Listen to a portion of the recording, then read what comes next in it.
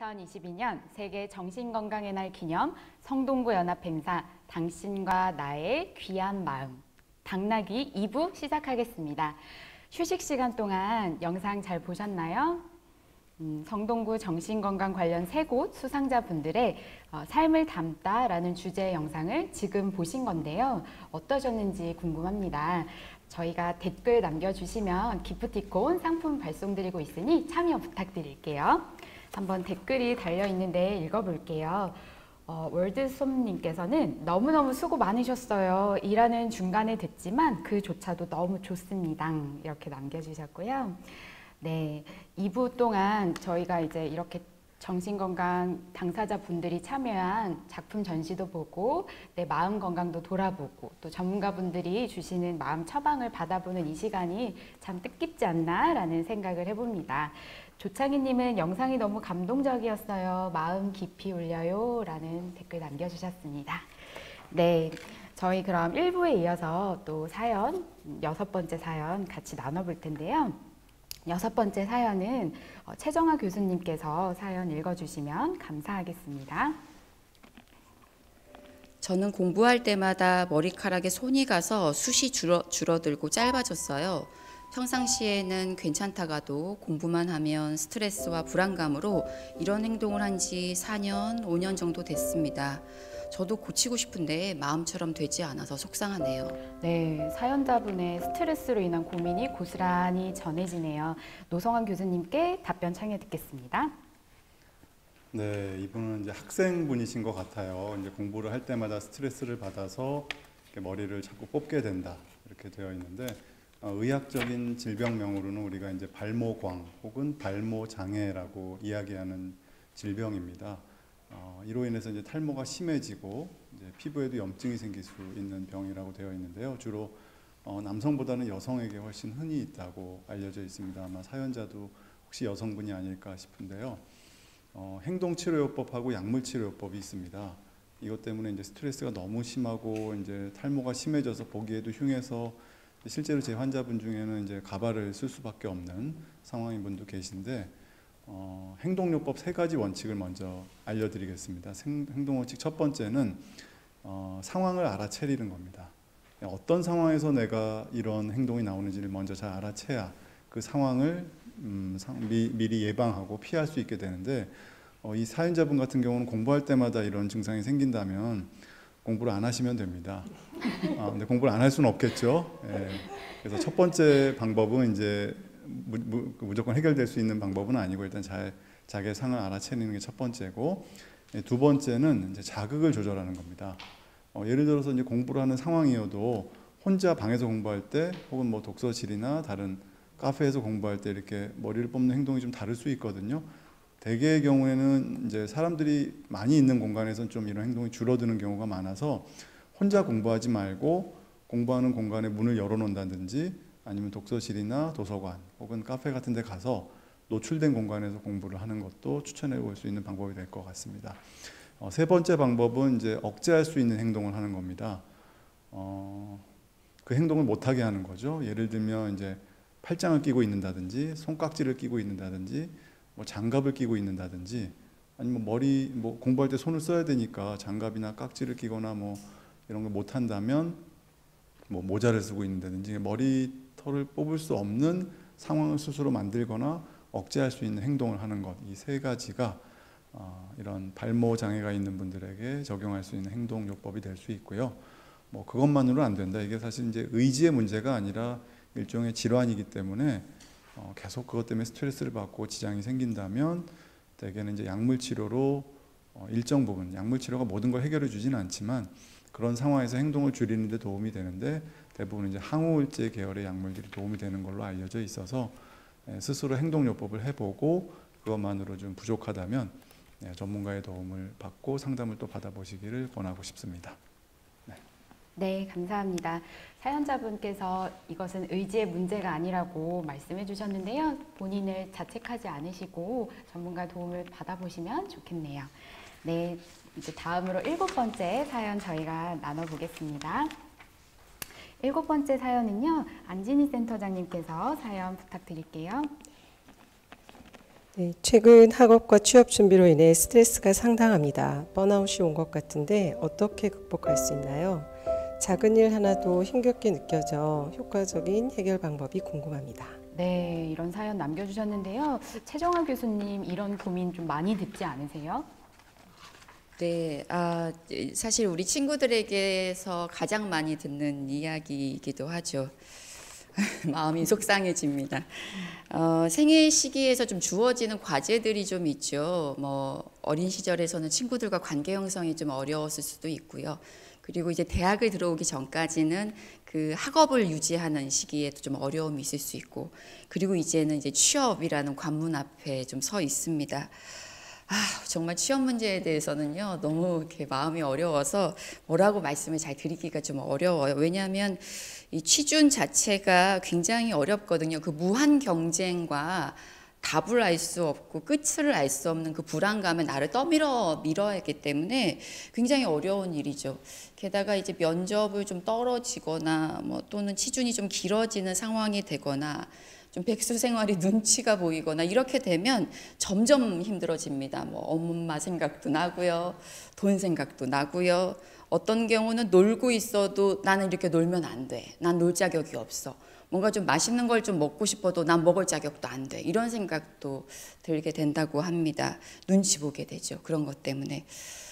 게다가 이제 공공기관이나 뭔가 공사 같은 기관에 좀 준비를 하고 있는 친구들은 그 알 수 없는 경쟁률 그리고 좀 답이 없는 과정에 많이 지쳐 있습니다. 정말 안타까운 일이죠. 사실 먼저 드리고 싶은 말씀은 이 시기에 대한 어려움이 꼭 나에게만 해당되는 것은 아니다라는 얘기부터 좀 먼저 드리고 싶습니다. 물론 모든 사람들이 그 문제를 경험한다고 해서 그게 위로가 되는 건 아닌데, 너무 나에게 가혹하게 나는 이럴 자격도 없어 뭐 이렇게 좀 가혹하게 대처하시기보다는 조금 더 위로와 격려를 통해서 이 문제를 조금, 이 시기를 좀 지나보시면 어떨까라는 이야기를 좀 드리고 싶어요. 한 가지 좀 제안 드리고 싶은 문제는 이제 취업 준비를 좀 하다 보니까, 공부를 좀 하고 있고 뭐 어학 준비나 뭐 이런 스펙을 쌓는 준비를 하다 보니까 그러니까 일과 쉼의 분리가 보통 없습니다. 그리고 언제까지 쉬어야 되고 언제부터 공부해야 되는 그 분리가 좀 없어서 그걸 좀 명확하게 좀 구분하는 지점들을 좀 가져보시는 거죠. 쉴 때는 충분히 좀 쉬실 필요가 있습니다. 게다가 휴식의 질을 좀 높일 필요가 있어요. 예를 들면 특히 우리 지금 젊은 청년들이 하루 종일 휴대폰을 들고 있거든요. 잠자기 직전까지도 눈앞에 들다가 이제 잠이 드는데, 특히 이제 휴대폰을 좀 중단하고 오히려 나를 위한 휴식 시간을 좀 충분히 갖는 것도 굉장히 중요하고요. 조금 규칙적인 일상생활을 유지해서 필요한 시간만큼은 공부를 좀 하고, 그 외의 시간에는 나에게 좀 쉼을 허락하고, 이런 어떤 분리 지점들을 좀 가져보십사라는 요청을 또 하나 드리겠습니다. 그리고 또 좀 조심스러운 말씀입니다만, 이제 약간의 유연성이 좀 필요해요. 이제 잘 안 됐을 경우나 좀 실망할 때도 약간의 융통성, 유연성, 노력 한 스푼, 유연성 한 스푼, 이렇게 조금씩 나의 이런 부분들을 좀 채우는 게 필요할 것 같습니다. 이 말씀을 꼭 한번 드리고 싶었는데, 우리가 취업 준비하는 친구들에게 여러 번 시도했다가 이제 취업 면접에서 떨어지고 나면 그게 반복되게 되면 내가 4번이나 떨어졌어, 5번째야, 나는 실패자야, 이런 생각들이 들거든요. 그런데 제가 드리고 싶은 말씀은 나는 한 번 떨어졌을 뿐입니다.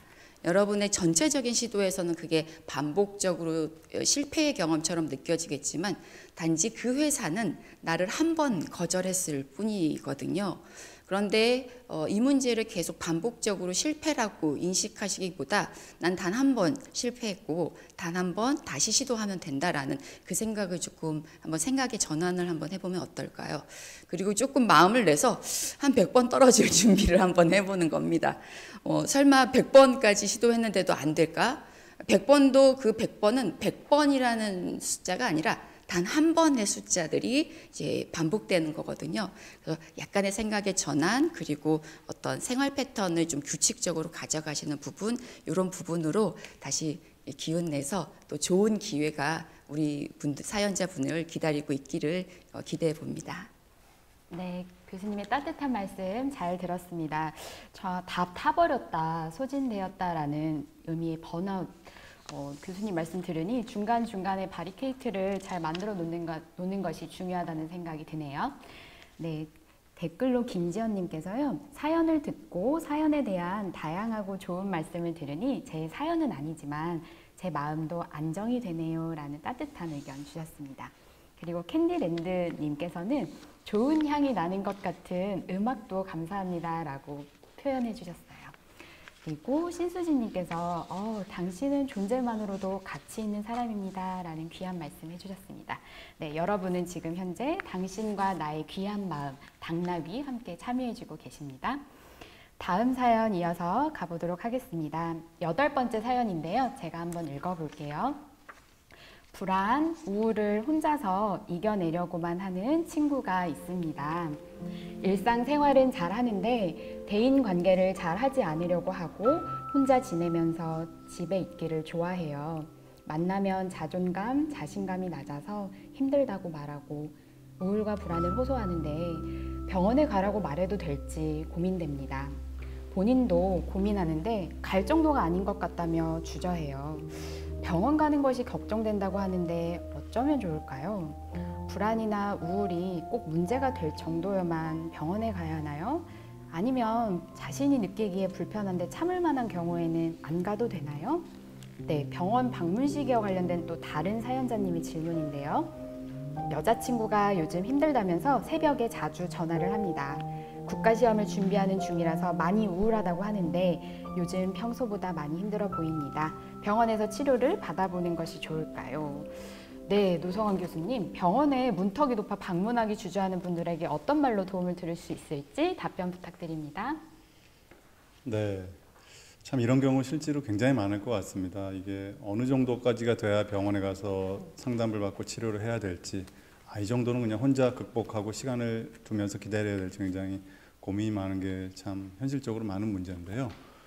우선 고민이 될 때 차라리 전문가를 빨리 찾아가도록 말씀을 드리고 싶습니다. 이제 그래서 있는 게 전문가거든요. 너도 어떤지 잘 모르겠고 주변에 있는 친한 나도 또 가족도 어떻게 도와야 될지 모르겠다. 그래서 병원을 차라리 빨리 찾아가서 괜찮다 그러면 다행인 거죠.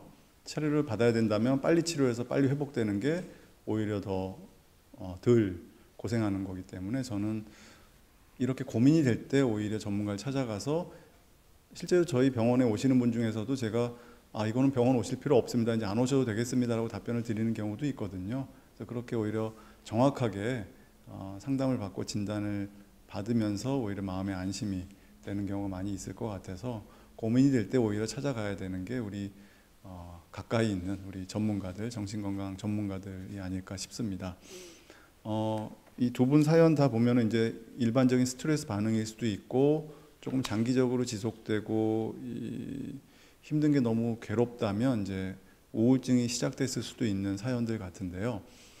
일부에서 제가 이제 우울증을 가볍게 본인이 이제 극복할 수 있는 방법 중에 자가 치료 중에 이제 운동을 하나 소개시켜 드렸는데 두 번째 비법을 하나 또 알려드리겠습니다. 독서 치료입니다. 우울증을 스스로 극복하는 방법 중에 책을 읽는 건데요. 일반적인 책을 좋아하는 책을 읽으라는 게 아니라 우울증과 관련된 서적을 읽는 겁니다. 그러면 전문가들이 쓴 책을 잘 읽어보시면 이제 일반인들 여러분들 보실 수 있게 쉽게 써 있는 책들이 많거든요. 10가지 질문, 100가지 질문에 대해 답을 한 책들도 있고요. 그거를 보면은 내가 지금 겪고 있는 이러한 마음의 고통들이 사실은 병의 증상이었구나. 혹은 이 정도면 나는 병까지는 아니겠는데 라는 게 오히려 스스로 판단하는 데 굉장히 객관적인 근거도 되고 도움이 될 수 있습니다. 그리고 자신의 병을 대개는 이제 우울증이 있으면 다 내 탓이라고 돌리고 내 잘못이다라고 생각하는 경향이 있는데 이걸 보다 객관화해서 제3자 입장에서 우리가 감기 걸리면 콧물 나고 기침 나고 몸살 기운이 있듯이 이러한 마음가짐과 생각과 기분, 몸 컨디션이 우울증이라는 병의 하나의 증상일 수 있구나라고 해서 스스로 객관화할 수 있다는 것 자체가 우울증 극복에 도움이 되거든요. 그래서 필요하면 가까운 전문가를 빨리 찾아가라. 또 가벼운 경우에는 독서 치료를 통해서 스스로 자신을 이해하고 극복하는 방법을 찾아보자라고 조언을 드리고 싶습니다. 네, 감사합니다. 일단 가보는 것이 가장 중요하겠네요. 병원에 간다고 해서 다 약물 처방을 받는 건 아니니까요. 전문가분께 찾아가셔서 상담해보는 것 이야기해 주셨고요. 또 지금 당장 해볼 수 있는 것, 운동과 함께 독서 치료, 네, 저도 함께 해봐야겠다는 생각이 들었습니다. 네, 그리고 다음 사연, 10번째 사연입니다. 다음 사연은요, 목소리가 좋으신 안진희 센터장님께서 읽어주시면 좋겠습니다. 네, 건강한 정신 건강을 유지할 수 있는 규칙이 있을까요? 열등감이 생길 때 해소하는 방법도 궁금합니다.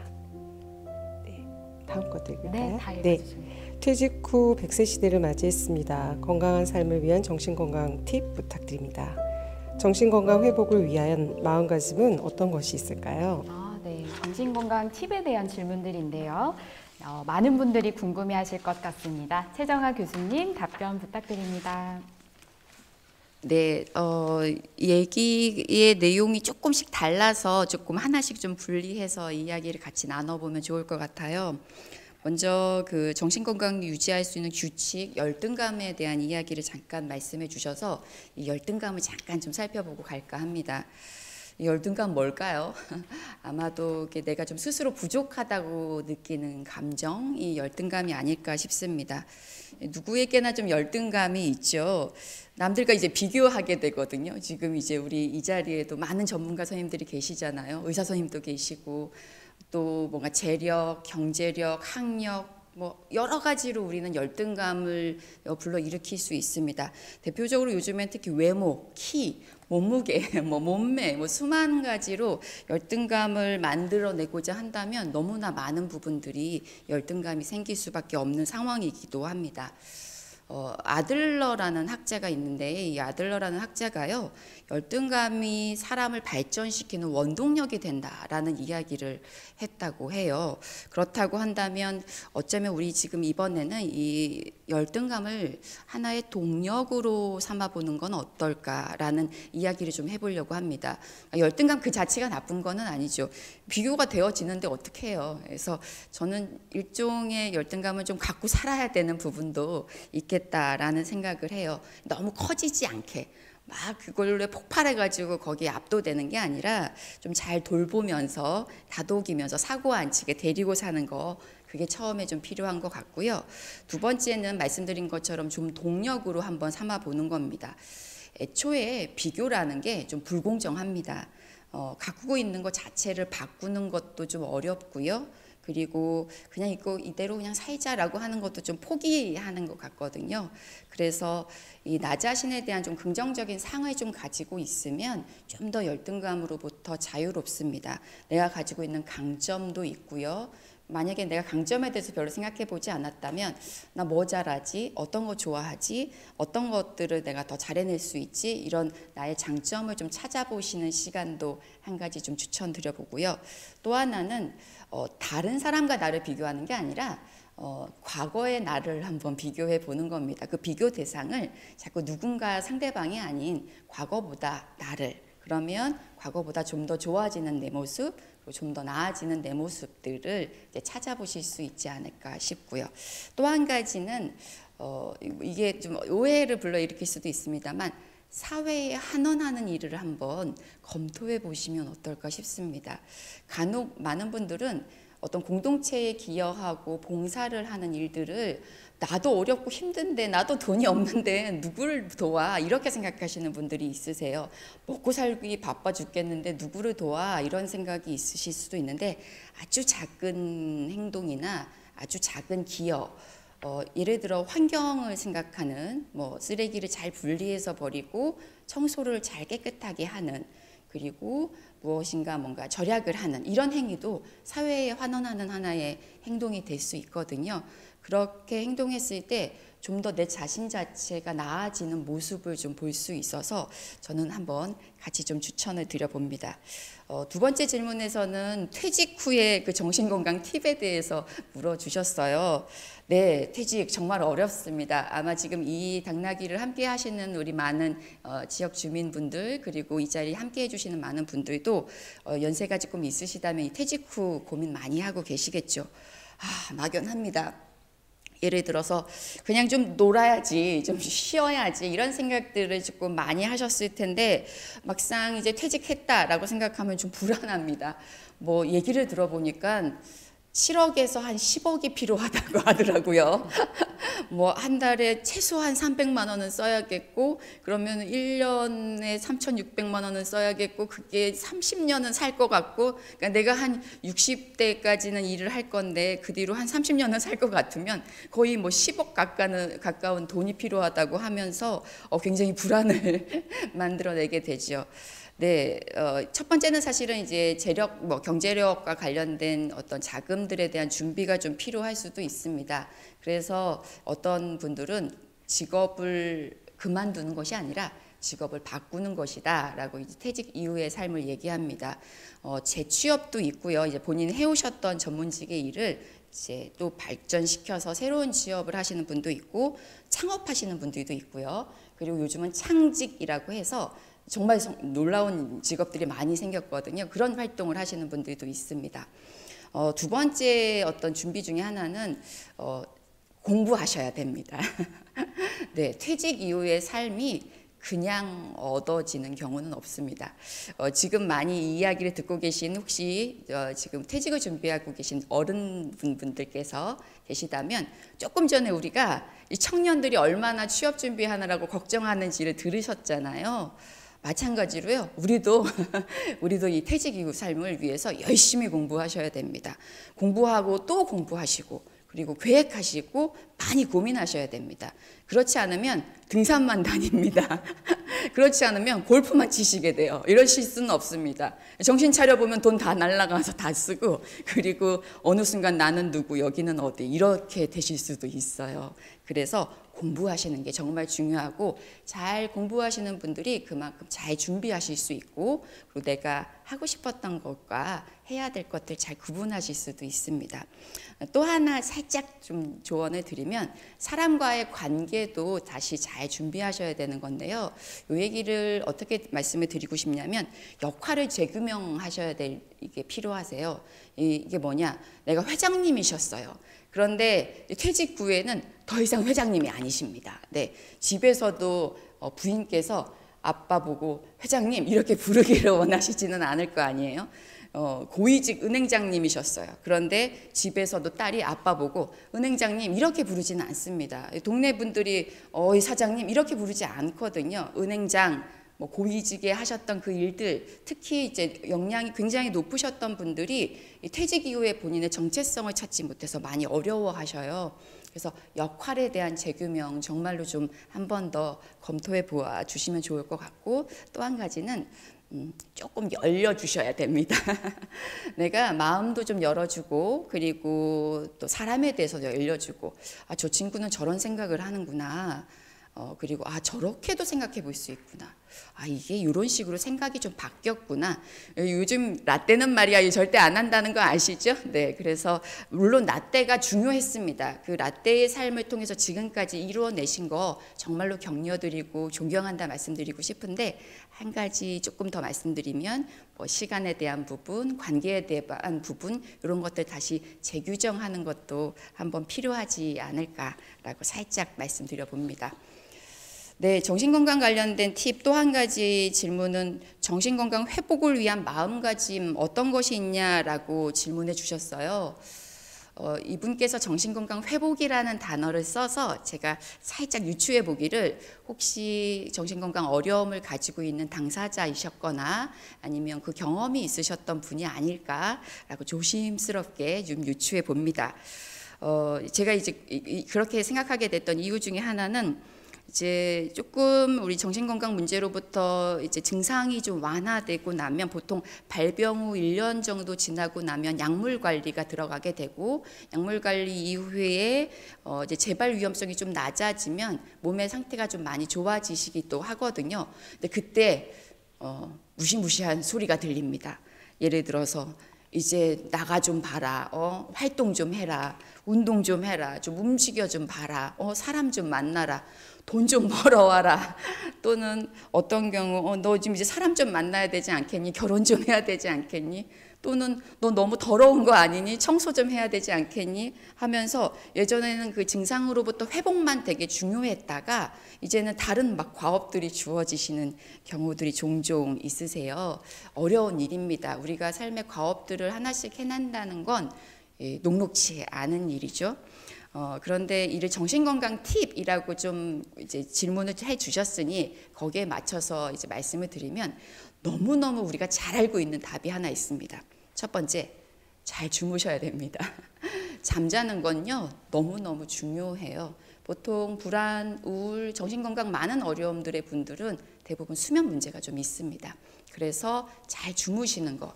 앞부분에서도 많이 나왔기 때문에 더 강조하지는 않겠습니다만 잠을 잘 못 주무시면 마치 음주를 하신 상태에서 운전을 하는 상태의 우리의 인지 상태가 된다고 해요. 그래서 최소한의 좀 수면을 잘 취하시고, 그리고 아까 우리 일부에서 노 교수님께서 해주셨던 말씀에 아침에 좀 더 일찍 일어나서 아침 햇볕을 쬐고 하는 그런 활동들 정말 중요하고요. 두 번째로 이 잘 식사도 너무너무 중요합니다. 규칙적인 식사 중요합니다. 먹고 싶을 때만 먹지 않고 규칙적으로 식사하시고, 그리고 어떤 생체 리듬을 잘 조절하시는 것도 중요하고요. 그리고 세 번째는 아까 우리 그 노 교수님의 그 노하우 팁도 알려주시기도 했고, 그리고 또 안진희 센터장님께서 주셨던 많은 팁들이 있었는데 나만의 한번 팁을 한번 지금 만들어 보시면 어떨까 싶습니다. 지금 오늘 이 창에 함께 하고 계시는 많은 그 선생님들이 계신데 굉장히 정말 아이디어도 풍부하시고 잘 들어주시고 계시다는 게 느껴져요. 그러면 아마도 분명히 나만의 노하우, 정신건강 팁 있으실 것 같습니다. 그런 것들 서로 공유해 주시면 서로 좋은 시간 되지 않을까 싶네요. 네, 화이팅 기원합니다. 네, 교수님의 힘찬 응원 잘 들었습니다. 그리고 김지연님께서요, 오늘 교수님들의 말씀 너무 좋아요, 하트하트 하면서 표현해 주셨어요. 네, 교수님 말씀 들으니 공부는 참 끝도 없는 것 같습니다. 그리고 특히 마음 공부는 더더욱 더 그런 것 같고요. 하지만 이 방송을 보고 계신 시청자분들은 한 발짝 내 마음을 더 들여다보기 위해서 오셨으니 스스로 쓰담쓰담 해주셔도 좋을 것 같습니다. 네, 다음 사연입니다. 다음 사연은 알코올 중독과 관련된 사연인데요. 제가 읽어볼게요. 알코올 중독도 유전이 되나요? 라는 사연이 있고요. 또 질문은요. 술을 마시다 보면 블랙아웃이 종종 옵니다. 이런 경우가 자주 반복되면 기억력 감퇴로 연결될 수 있나요? 네, 그리고 저는 술을 많이 먹어서 자녀에게 실망을 주었습니다. 술을 안 먹으려고 노력하는데 잘 되지 않습니다. 자식과의 관계 어떻게 하면 좋아질 수 있을까요? 네, 노성원 교수님께 답변 청하겠습니다. 네, 과도한 음주로 인한 문제를 좀 걱정하시는 분들이 많이 계신 것 같습니다. 실제로 정신건강 실태조사에 보면은 알코올 문제가 우리나라에서 가장 흔한, 가장 유병률이 높은 질환으로 되어 있습니다. 네, 하지만 이게 우리는 병으로 잘 인식하지 않고 좀 술 마시고 좀 실수할 수 있지 뭐 이렇게 특히 이제 남성들에 대해서 관대한 음주 문화가 이런 치료 시점을 늦추고 중요한 시기를 놓치는 이유 중에 하나가 아닐까 싶습니다. 첫 번째 질문은 알코올 중독이 유전되는가 여쭤보셨습니다. 모든 정신질환, 뭐 신체질환도 마찬가지죠. 유전적인 영향이 없는 병은 뭐 거의 없다고 봐야 될 것 같은데 특히 알코올 중독은 그 중에서 유전적인 영향이 굉장히 높은 질환입니다. 한 가지로 우리가 원인을 설명할 수는 없지만 환경적인 원인, 뭐 스트레스, 성격이나 심리도 있지만 원인을 100으로 본다면 유전적인 원인이 차지하는 비율이 한 60% 정도 된다고 알려져 있어요. 그만큼 알코올 문제는 나의 문제이기도 하지만 나의 자녀에게까지 영향을 미칠 수 있다라는 것을 반드시 명심하실 필요가 있고요. 그래서 실제로 실예로 주변에서 보면 이제 저와 가까운 교수님이 계신데요. 그분이 술을 한 잔도 안 드세요. 그래서 술을 정말 못 드시는 줄 알았어요. 그래서 제가 여쭤봤더니 실은 아버지가 알코올 중독이어서 본인이 술을 마시면 알코올 중독이 될 것 같아서 아예 한 모금도 안 마신다 이런 이야기를 하시더라고요. 그분도 알코올 중독을 연구하시는 학자신데요. 그런 얘기를 하시는 거 보고 제가 깜짝 놀랐고 또 한 가지 여러분들 미국 전 대통령 트럼프 전 대통령 아시죠? 트럼프 전 대통령 술 전혀 안 마시거든요. 이런 그 연회 자리에서도 항상 콜라를 마시는 걸로 알려져 있고 와인 한 잔도 안 마시고 술 안 마십니다. 혹시 왜 그런 줄 아세요? 트럼프 전 대통령의 형이 알코올 중독 환자세요. 그래서 본인도 술을 마시면 알코올 중독이 될 가능성이 높다는 걸 이미 인지하고 아예 술을 안 마시는 걸로 질병을 예방한다라고 알려져 있습니다. 그만큼 유전적인 경향이 굉장히 높은 병이다라고 이해하시면 될 것 같습니다. 두 번째 질문은 이제 술 마시다 보면 블랙아웃이 자주 되는데 기억력 감퇴나 나중에 이제 뭐 치매 같은 것으로 이어지지 않을까 걱정을 하셨는데요. 안타깝게도 걱정하신 대로입니다. 술을 마시고 필름이 끊긴다는 것은 뇌에 있는 이쪽 양쪽 측두엽, 우리 귀 안쪽에 있는 양쪽 측두엽에 이제 기억 중추라고 하는 부위가 해마라고 하는 부위가 있거든요. 그곳에서는 어떤 작용을 하냐면 우리가 경험한 일들을 등록시킵니다. 등록을 해놨다가 뇌 곳곳에 저장시켰다가 다시 우리가 인출을 해서 쓰는 게 기억이라는 기능 과정인데 등록이 안 됩니다. 그래서 내가 어떤 말을 하고 어떤 이야기를 하고 집에 어떻게 갔는지 평소처럼 대화 다 하고 집에 잘 갔거든요. 근데 기억이 안 나는 거는 등록이 안 돼서 그런 거예요. 이게 이제 기억 중추가 알코올이라는 신경 독소에 의해서 마비됐다는 뜻이고 알코올 중독의 첫 번째 사인으로 알려져 있어요. 그래서 우리가 술 많이 먹으면 뭐 필름 끊길 수 있지 뭐 이렇게 쉽게 생각하는데 아닙니다. 알코올 중독의 첫 번째 신호니까 굉장히 위중하게 받아들이셔야 되고 기억 중추가 손상됐다는 뜻이기도 하고 반복이 되면은 당연히 기억력 문제가 생기고 알코올성 치매까지 진행될 수 있기 때문에 굉장히 위중한 증상이다, 위험 신호다라고 받아들이시는 게 좋겠습니다. 마지막 질문은 이제 술을 많이 먹어서 자녀들한테 실망을 주신 분인데요. 이미 음주 문제가 좀 있으신 것 같습니다. 가족들이 걱정을 할 만큼 내가 술을 마신다는 거는 뭐 알코올 중독의 여러 가지 진단 기준이 있지만 주변 사람들이 내 음주를 걱정한다는 것만으로도 저는 알코올 중독 문제가 있다고 충분히 판단하는 근거가 될 수 있다고 생각합니다. 그래서 자식과의 관계 이제 왜냐하면 그동안 술 먹고 걱정 끼치고 실수하고 많은 것을 잃어버렸기 때문에 가족들한테 미안해서 수많은 다짐, 각서 이런 거를 쓰셨을지 모르겠어요. 근데 결코 알코올 중독은 의지의 문제가 아니라 뇌의 반복성, 재발성 뇌질환이기 때문에 의지로 되지 않습니다. 질병이라는 걸 차라리 빨리 인정하시고 치료를 받으시는 게 가족들의 관계가 오히려 좋아지게 하는 가장 지름길인 것 같아요. 예를 들면 알코올 중독 치료에 있어서 우리 이제 12단계 치료라는 게 있거든요. 12단계 치료에서 1단계가 뭐냐? 나는 술 앞에서 무력함을 인정한답니다. 다시 말하면 내가 음주라는 행동을 조절할 수 없다는 것을 인정하는 게 치료의 첫걸음인 것처럼 스스로 문제가 있다면 전문가를 빨리 만나서 단주를 위한 치료를 하는 것. 왜냐하면 조절 능력 자체에 문제가 생기기 때문에 내가 술을 줄여서 마시겠다, 적게 마시겠다, 자주 안 마시고 일주일에 한두 번만 마시겠다 이런 다짐 자체가 사실 계속 거짓말이 반복이 되는 거거든요. 스스로 조절이 안 되는 문제가 바로 알코올 중독의 핵심 증상이기 때문에 반드시 치료를 받으셔서 단주에 성공하시는 것이 저는 유일하게 본인의 인생 또 가족과의 관계, 행복을 되찾는 데 가장 중요한 지름길이라고 생각합니다. 네, 교수님 말씀 감사합니다. 유전적 요인이 상당히 높다라는 점이 인상적이었고요. 그 밖에 알코올 사용 장애 관련된 이야기 해주셨습니다. 댓글이 달렸는데요. 신수진님께서 제가 질문을 주셨어요. 제가 아는 분은 술을 너무 많이 마실 분, 매일매일 주정을 부린다거나 실수를 하거나 그러진 않아요. 그런데 본인이 술을 끊으려는 노력을 안 합니다. 이렇게 술 마시는 것 자체가, 술을 많이 마시는 것 자체가 문제가 되는지 물어보셨는데요. 알코올 중독 관련돼서 좀 기준들도 궁금하실 것 같아요. 네, 답변 부탁드립니다. 네, 알코올 중독은 술 마시는 횟수나 마시는 음주량은 진단 기준에는 사실 없습니다. 그래서 술을 마셔서 신체적인 문제가 없고 일상생활이나 본인의 기능, 뭐 학생이라면 공부, 직장인이라면 일하는데 지장이 없다면 사실은 뭐 매일 마신다고 알코올 중독이라고 하지는 않고요. 뭐 3개월에 한 번 마셨지만 한 번 마시면 끝까지 마시고 그 다음날 못 일어나고 사고가 생기고 그러면 오히려 알코올 중독일 수 있습니다. 그래서 객관적인 빈도나 양으로 알코올 중독을 판단하지는 않습니다. 아마 앞서 말씀하신 그 사연에서 이제 매일 술을 마시지만 근데 그런 경우 이제 한번 건강 검진 받아보시긴 해야 될 것 같아요. 간에 문제가 있거나 어떤 신체적인 문제가 있다면 더 이상 마시면 안 되겠죠. 그럼에도 불구하고 계속 마시면 그건 알코올 중독입니다. 그래서 그런 건강 체크를 한번 하시고 점검을 받아보시면 좋을 것 같네요. 네, 말씀 감사합니다. 저희 술을 먹으면서 자식과의 관계 관련돼서 어떻게 하면 좋아질 수 있는지 물어보셨는데요. 이와 관련돼서 안진희 센터장님께서 추가로 답변 부탁드립니다. 네, 갑작스러워서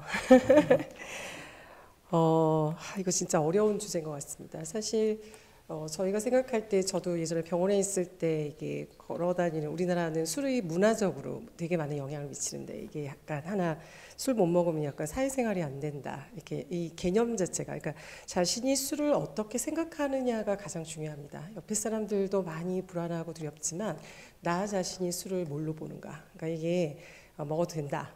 아니면 뭐 이렇게 해결할 수 있다. 이렇게 보는지 아니면 아까 말씀하신 것처럼 정말 이게 문제가 된다라고 느끼는 거, 그렇죠? 근데 아마 이분은 평소에는 괜찮으신데 술 먹고 실수하셔가지고 관계적으로 문제가 생기는 게 아닐까 싶은 생각이 들고요. 그리고 자식과의 관계에서도 이미 신뢰가 깨지셨겠죠. 뭔가 약속을 계속했고 그렇지만 그걸 지키지 못하는 나. 그 스스로도 이제 많이 힘드실 텐데 자녀들도 또 나를 신뢰하지 않으면 또 거기서 이제 더 좌절감이 느껴지시고 이러실 것 같아요. 저는 이럴 때 사실은 심리나 심리치료에서는 가장 중요한 단어가 정직성입니다. 정직성은 뭐냐면 실수했고 그 다음에 이제 솔직히 말하면 아직 전문가 치료를 안 받고 있다면 진짜 끊고 싶지만 내가 그걸 진짜 완전히 끊을 수 있는지 잘 모르겠다. 그리고 자녀분한테 실수했다는 이 말의 뉘앙스는 미안함이 있고 그 다음에 이제 죄책감이 있으신 것 같아요. 그랬을 때 소통해 보시기 바랍니다. 어떤 용기를 내셔야 되냐면 나도 의지를 쓰는데 안 되는 걸 어떡하란 말이냐. 나도 네 말처럼 쉽게 끊고 싶다 이런 게 아니라 실망을 주셨고 신뢰를 깨셨잖아요. 그렇죠? 가족들이 얼마나 불안하겠어요. 가서 정직한 사과. 나도 노력하는데 잘 안 된다. 어떻게 해야 될지 잘 모르겠다. 그리고 너희들한테 하지 말아야 될 말을 한 것 같다. 술 기운에 정말 상처를 준 것 같다. 정말 부끄럽다 되게. 그리고 미안하다. 이 솔직히 쉽지 않아요. 그러나 이 관계 회복에서는 정직한 사과가 상당히 중요합니다. 우리가 누군가와 좋아지는 것은 그냥 말 없이 그냥 이해해줘는 안 돼요. 어떤 것은 반드시 표현하셔야 되는데 나를 변명하지 마시고 정말 이렇게 약한 모습 보이고 계속 실수하는 거 아버지로서 부끄럽고 미안하다. 저희 아빠가 알코올이셨는데요. 저한테 이런 얘기를 하시던 날 저는 마음이 많이 녹았습니다. 그리고 어떻게 우리 아빠를 비난하는 게 아니라 어떻게 도울까. 물론 그 다음번에 계속 드셨지만 한번 용기를 내셔서 나의 나약함, 그 다음에 이렇게 미안함 이렇게 사과하시고 어떻게 함께 좀 도움을 받으면 될지 이렇게 같이 좀 대화를 해보시기를 부탁드리고 싶습니다. 네. 네, 말씀 감사합니다. 노성원 교수님께서는 12단계 치료 이야기도 해주셨고요. 안진희 센터장님께서는 정직하게 사과를 하는 것으로 이야기를 해주셨는데요. 저희 성동구 정신건강복지센터에는 환자 가족분들을 위한 집단 치료도 있습니다. 그래서 혹시 궁금하신 분들은 언제든지 전화로 문의해 주시면 감사하겠습니다. 네, 다음으로 이어서 12번째 사연 읽어보도록 하겠습니다. 12번째 사연은 약물에 대한 궁금증입니다. 많은 분들이 질문을 남겨주셨습니다. 읽어보겠습니다. 약 때문에 살이 찌나요? 기억력이 감퇴되나요? 부작용이 있나요? 혹은 약의 효과도 궁금하고요. 약을 끊어야 하는지, 언제 끊어야 하는지, 또 약을 줄일 수 있는지, 건강에 해롭지는 않은지 궁금합니다. 또 마지막 사연자분께서는 약이 너무 독한데 선생님은 최대한 줄였다고 하십니다. 다른 방법은 없나요? 라는 질문 남겨주셨습니다. 노성원 교수님 답변 부탁드립니다. 네, 정신과 약물에 대한 궁금증 너무너무 많으시죠. 대표적인 질문들 다 해주신 것 같아서 하나하나 답변 드리겠습니다. 약 때문에 살이 찌는지, 살이 찌는 약이 있습니다. 실제로 우울증 약 중에도 있고 항정신병 약물, 즉 조현병 치료제 약물 중에서도 살이 찌는 약이 있습니다. 예전 약에 비해서 최근에 나온 약들이 많은 그런 파킨슨 부작용은 줄어든 반면, 파킨슨 부작용은 뭐냐면 이제 몸이 떨린다든지 몸이 뻣뻣하게 굳는다든지 뭐 행동이 느려진다든지 이런 증상들은 사실 요즘 약의 부작용으로는 별로 없지만 대신 좀 입맛이 좋아져서 살이 찌는 부작용이 좀 최근 약들이 많이 있습니다. 당뇨가 없던 당뇨가 생기기도 하고요. 그렇다고 해서 약을 먹지 않을 수는 없잖아요. 약이 사실 칼로리가 높아서 살이 바로 찌는 것은 아니고 약을 먹으면 식욕이 좋아집니다. 식욕이 좋아져서 살이 찌는 것이기 때문에 어느 정도는 본인이 미리 준비하고 계획하고 조심하면 살이 찌는 부작용도 최대한 줄일 수 있습니다. 예를 들어서 포만감은 있지만 칼로리가 낮은 음식을 많이 먹는다든지 운동량을 늘린다든지 이런 방법들이 있을 수 있겠죠. 또 한 가지는 같은 약이라도 사람마다 좀 반응이 달라요. 똑같은 약을 먹어도 살이 찌는 사람이 있고 그렇지 않은 사람이 있거든요. 아마 이거는 약물과 관련된 유전형이 다르기 때문에 그런 것이라고 우리가 추측하고 있는데, 그런 것이 있기 때문에 사람마다 좀 차이가 있다. 그래서 모든 약이 살이 찌지 않고 살이 찌는 약도 사람에 따라 다를 수 있다라는 개인차가 있다는 것을 좀 이해하실 필요가 있을 것 같고요.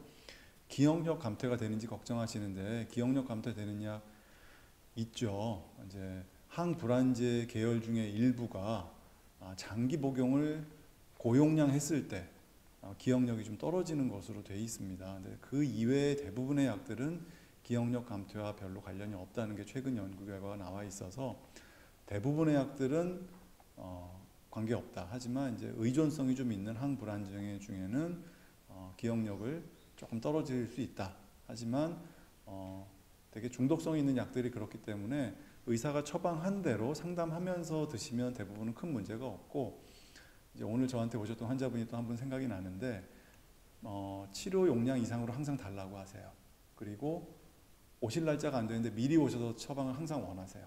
그 얘기는 이미 그 약에 의존이 됐다는 얘기고, 치료 농도 이상, 용량 이상을 원하시는 분이어서 그런 분은 사실 계속 장기 복용하시면 기억력 장애가 생길 수 있습니다. 그런 걸 저는 항상 강조하고 있고, 또 다른 전문가들도 마찬가지일 것 같고요.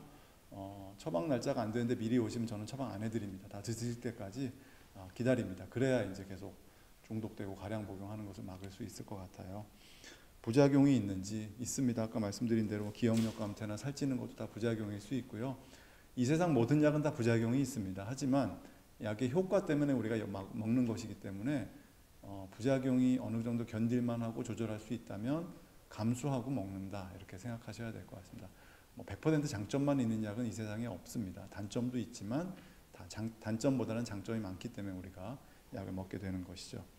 약의 효과는 약의 그 용도에 따라 좀 다르겠죠. 항불안제는 불안을 줄일 것이고, 수면제는 불면증을 좀 잠을 자게 할 것이고, 항정신병약은 환청이나 망상 같은 증상을 좀 줄일 것이고, 항우울제는 우울한 기분이나 처진 컨디션을 좀 회복시켜 주는 데 도움이 될 수 있습니다. 약이 왜 그런 효과가 나타나느냐는 대부분 요즘은 이제 뇌 과학적으로 많이 밝혀져서 뇌 안에 있는 신경 전달 물질, 우리가 흔히 얘기하는 뇌 호르몬의 균형을 맞춰주는 역할을 하기 때문에 약의 효과가 나타난다, 이렇게 이해하시면 되겠습니다. 약을 줄일 수 있는지는 이제 환자분의 상태에 따라서 재발을 얼마나 자주 하느냐, 또 약을 끊고 나서 증상이 어떻게 달라지느냐에 따라 달라지기 때문에 이거는 이제 환자분에 따라 또 증상에 따라 좀 다를 수 있어서 일괄적으로 말씀드릴 수는 없는데, 우울증이나 이런 불안장애 같은 경우는 1년여 정도 약을 드시고 나면은 이제 완치되는 경우도 종종 있어서 약을 점차 줄여서 끊는 경우도 있을 수 있습니다. 약이 건강에 해롭지 않은지는 이제 부작용 때문에 불편할 수는 있지만 이득이 많기 때문에 우리가 약을 먹는다, 이렇게 이해하시면 될 것 같고요. 약이 너무 독하고 선생님이 최대한 줄였다고 하시는 다른 방법은 없는지, 혹시 이 경우 담배를 피우시는 분인지 내가 여쭤보고 싶어요. 담배를 피우시는 분 같은 경우는 담배에 들어있는 니코틴 성분 때문에 간 대사가 훨씬 더 빨리 일어납니다. 다시 말하면 복용하시는 약의 대사와 배설이 빨리 돼버리기 때문에 약의 효과를 보기 위해서는 필요 이상의 약을 더 먹어야 되는 경우가 있어요. 그래서 담배를 피우시는 분이라면 금연을 하시게 되면 대사 속도가 다시 원래대로 느려지기 때문에 약을 그렇게 많이 드실 필요가 없는 경우가 많습니다.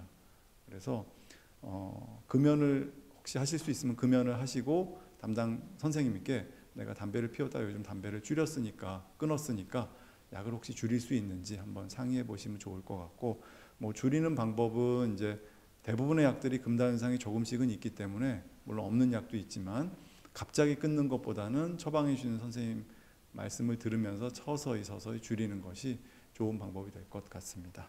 네. 네, 구체적인 답변 주신 교수님께 감사드립니다.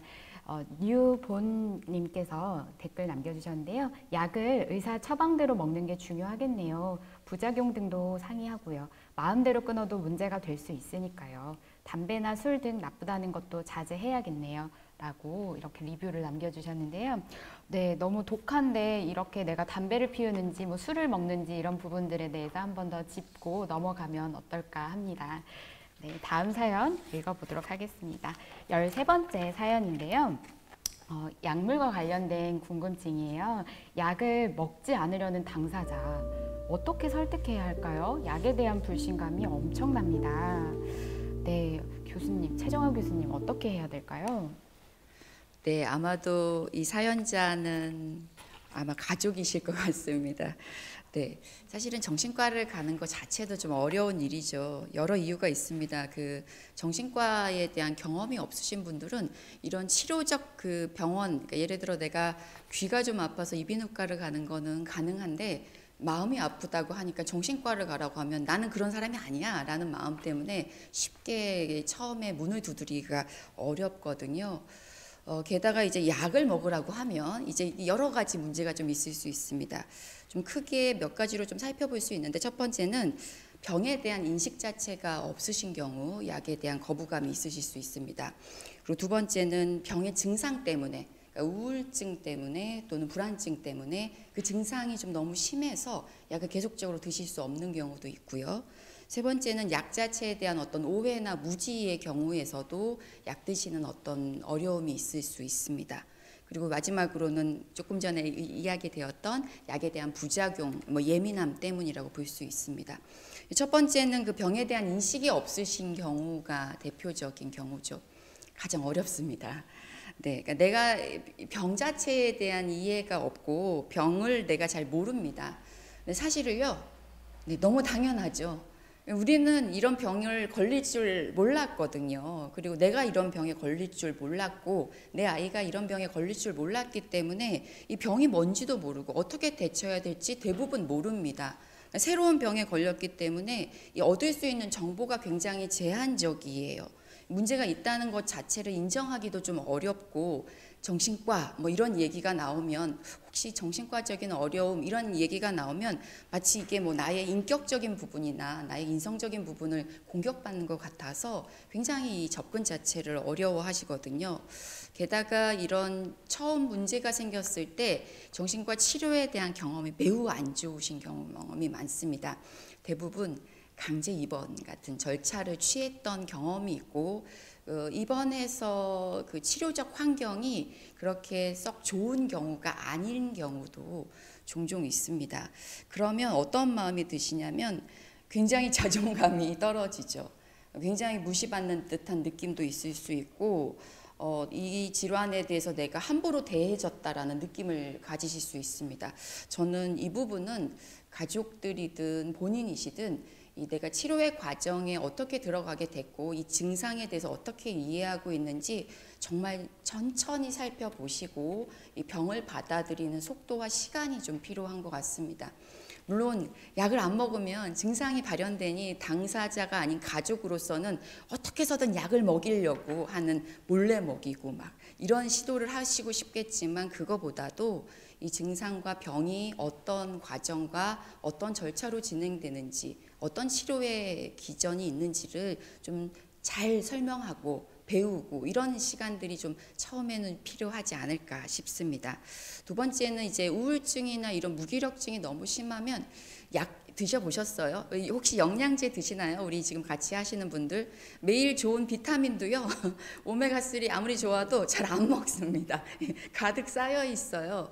그런데 내가 아픈데도 불구하고 약을 매일 세끼 식사 맞춰서 사전 또는 사후에 이렇게 먹는 게 녹록지 않습니다. 어려운 일입니다. 그렇기 때문에 사실은 이렇게 증상이 좀 심했을 때 약을 못 드시는 경우는 주변에 좀 도움이 좀 필요하기도 합니다. 병에 대한 오해 또는 이 무지의 경우도 있습니다. 아까 조금 전에 나왔던 살찐다, 또는 뭐 이제 기억력이 감퇴한다 이런 얘기도 있지만 무시무시한 오해도 많습니다. 이거 마약 검사하면 양성 나온다부터 시작해서 평생 먹어서 중독된다, 뭐 치매 걸린다, 뭐 아주 이렇게 생각하면 약이 세상에서 제일 무서운 약이 돼버립니다. 그리고 또 다른 경우는 약을 먹는 것 자체가 의지의 문제라고 생각하셔요.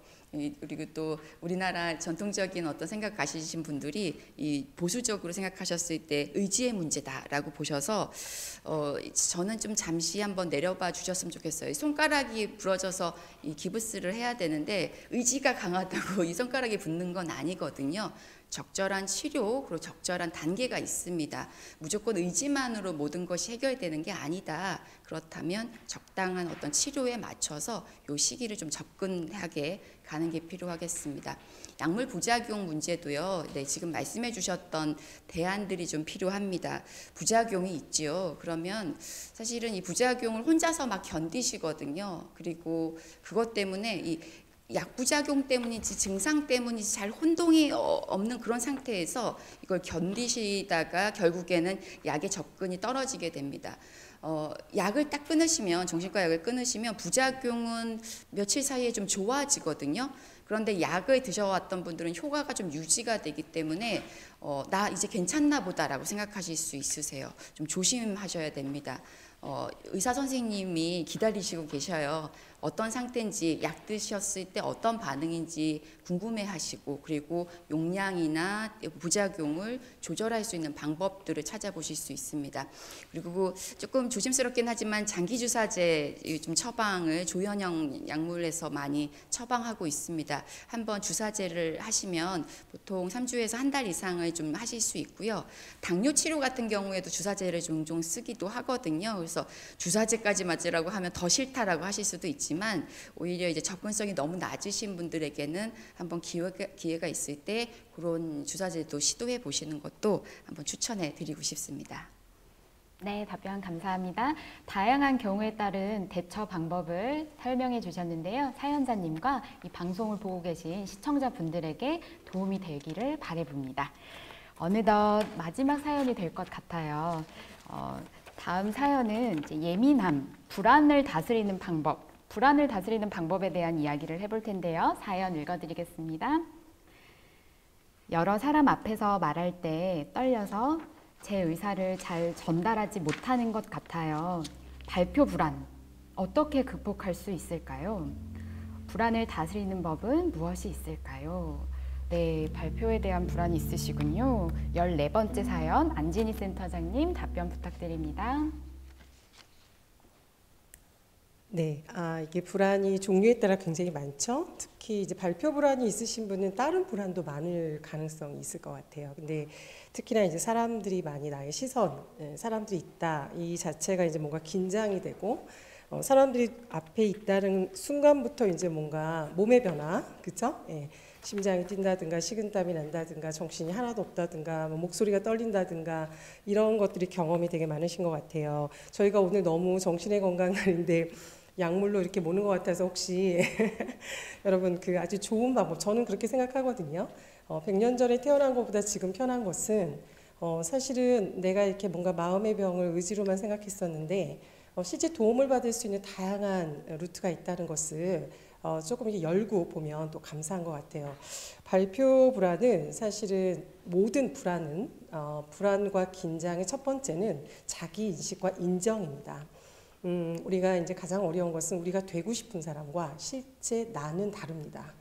내가 되고 싶은 사람은 침착하고 안정되게 사람들을 이렇게 카리스마 있게 발표도 잘하는 사람이지만 실제 나는 누구냐면 소심하고 긴장하고 사람들한테 신경을 많이 쓰는 그게 실제 나예요. 그래서 불안하신 분들이 대부분 어떻게 되고 싶다, 어떤 모습으로 가야 한다, 어떤 모습 불안이나 이런 게 있으면 안 된다. 여기에 많이 잡혀있기 때문에 첫 번째 자기 인식, 나는 긴장도 많고 그 다음에 이제 많이 떨리고 이거를 좀 먼저 받아들이세요.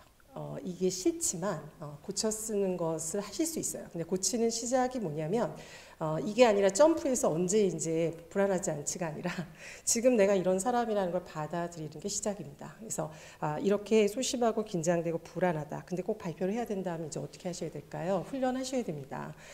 집에서 편안한 사람, 엄마 앞에다 놓고요. 얘기해보고 익숙한 사람이요. 익숙한 사람, 긴장을 점점 이렇게 약화시키는 방법 중에 하나거든요. 그리고 동생이랑 두 사람 갖다 놓고 또 연습하십시오. 그 다음에 조금 더 익숙한 친구들 갖다 놓고 또 연습하십시오. 이게 실제로 어느 날 갑자기 뿅 하고 변할 수 있는 방법은 없어요. 그래서 내 불안을 인정하고 그 다음에 많이 익숙하게 어떻게 보면 노출을 좀 해보는 방법, 많이 노출을 해서 그 긴장도가 조금 익숙해져서 약이 아니라면 좀 이렇게 줄어드는 방법, 이 방법을 권해드리고 싶습니다. 제가 비행기를 타면 폐쇄공포증이 있어요. 그래서 제가 이 전문가지만 저게 35년 동안 공황장애가 있거든요. 그래서 항상 약을 갖고 있지만 제가 스스로 많이 하는 방법은 출장 갈 때 일부러 비행기를 자주 탑니다. 일부러 비행기를 굉장히 자주 타고 또 불안하신 분한테 한 가지 더 얘기해드리고 싶은 것은 몸이 피곤할 때 훨씬 더 불안이 빨리 올라와요. 뭐 이제 밤을 샌다든가 몸이 긴장되면 불안도가 같이 올라옵니다. 그래서 발표라든가 이런 걸 앞두고 그 전날은 사실 너무 심하면 제가 마사지라도 받으러 가라고 하거든요. 이완을 할 수 있는 호흡을 좀 한다든가 잘 잔다든가 그렇게 몸이 피곤하지 않게 해주는 것도 불안한 것을 좀 줄여주는 데 도움이 된다 해서 자주 노출하시기를 좀 권해드리고 싶습니다. 네. 네, 감사합니다. 센터장님께서 불안을 받아들일 수 있는 것, 자기 인식과 인정하는 것 첫 번째, 두 번째는 훈련하는 방법, 계속 노출시키는 방법으로 이야기해보셨는데요. 네, 이처럼 저희가 이제 14번째 사연을 읽어봤어요. 댓글 몇 가지만 공유드리면요. 벌써 마지막이군요. 나인채님 아쉬워해 주셨고요. 그리고 박예진님은 정신과 약과 관련된 오해들과 편견들이 많은데 전문가 의견 잘 기억해 주시면 좋겠다라는 의견 내주셨고요. 박순미님은요. 저도 정말 한떨림 하는데요. 대본 써보기, 발표 연습하기, 녹음해서 들어보기, 거울 보고 연습하기로 극복했어요. 그리고 실수하더라도 그 경험이 나중에 플러스 되더라고요. 네, 대단하십니다. 네, 김지효님은 오늘 많은 도움이 되었고 유익했습니다. 감사합니다. 이렇게 나눠주셨습니다. 네, 지금까지 총 14분의 사연들을 전해드리고 전문가분들의 따뜻하고 공감 어린 이야기를 나눠봤습니다. 세 분의 소감 궁금한데요. 네, 이야기 들어보겠습니다. 노성원 교수님부터 말씀 부탁드려요. 네, 이렇게 진료실에서 환자만 보다가 이렇게 지역사회에서 이제 여러분들의 솔직한 의견과 또 이런 질문들을 접하게 되니까 저도 아주 새롭고 즐거운 경험이었습니다. 또 이제 댓글로 여러 가지 공감을 많이 나눠주셨는데 오히려 제가 그런 댓글을 보면서 치유를 받고 가는 것 같아요. 그래서 너무 즐겁고 소중한 추억 만들어주셔서 감사합니다. 네, 감사합니다. 네, 오늘 여러분 정말 저도 댓글 읽고 너무 역으로 이렇게 치유받고 인정받는 느낌이었고요. 우리가 이제 살면서 언제나 문제들은 항상 있잖아요. 그러나 그 문제를 해결할 힘도 항상 우리 안에 있습니다. 그래서 무엇을 기억해야 되는가가 삶에서 가장 중요한 것 같아요. 어떤 것이 왔을 때 그게 힘들고 고통스럽지만 그것을 해결하는 힘도 항상 나에게 있습니다. 문제를 통해서 자기를 더 잘 이해하고 자기를 더 수용하는 그런 시간으로 이렇게 전환하실 수 있는 그런 지혜를 여러분도 같이 가지시길 부탁드리겠습니다. 네, 감사합니다. 네. 네, 오늘 같이 해주신 모든 분들, 유튜브 통해서 함께 해주시는 모든 분들 감사합니다. 성동구 정신건강복지센터 기억해 주세요. 굉장히 많은 프로그램들이 있고 지역사회 우리 공동체와 함께 하고자 노력하고 있으니까요. 같이 기억해 주시면 좋을 것 같습니다. 정신건강도 내 친구, 그리고 성동구 정신건강복지센터도 내 친구처럼 같이 가시면 좋겠습니다. 네, 세 분 소감 감사합니다. 이런 이야기가 있죠. 세 가지 중요한 금이 있다고 하는데요. 소금, 황금, 그리고 지금입니다. 여러분도 오늘 당신과 나의 귀한 마음, 당나귀 통해 지금 이 순간 충분히 행복하고 즐거운 시간이었기를 바라봅니다.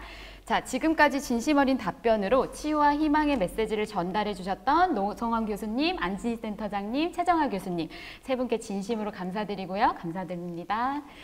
네, 또 용기 있게 본인의 고민과 걱정들을 보내주셨던 분들에게도 감사의 말씀 전합니다. 혹시 따로 마음건강 고민 상담을 받아보고 싶은 분들이 계신가요? 그런 분들은 성동구 정신건강복지센터로 연락을 하시면 무료로 상담 받아보실 수 있습니다. 본인은 물론이고요. 지인과 가족들의 정신건강 관련된 서비스 안내 받으실 수 있으니 잊지 말고 함께 해주세요. 그리고 분들께는 개별적으로 문자 메시지를 보내드릴 예정이니까요. 보내드린 문자 메시지로 이름과 연락처를 꼭 보내드리면 좋겠습니다. 방송 종료 후 녹화본을 편집한 영상이 성동구 정신건강복지센터 유튜브에 업로드될 예정이니 참고해 주시면 좋겠습니다. 또한 만족도 조사를 한 분들에게도 추첨을 통해 기프티콘을 드릴 예정입니다. 네, 방송으로 시청해주신 여러분께 그리고 이 행사를 준비해주신 관계자분들과 당사자분들께 진심으로 감사드리고요. 저는 지금까지 사회를 본 박다나였고요. 2022년 세계 정신건강의 날 기념 성동구 연합행사 당신과 나의 귀한 마음 당락이 종료하겠습니다. 감사합니다.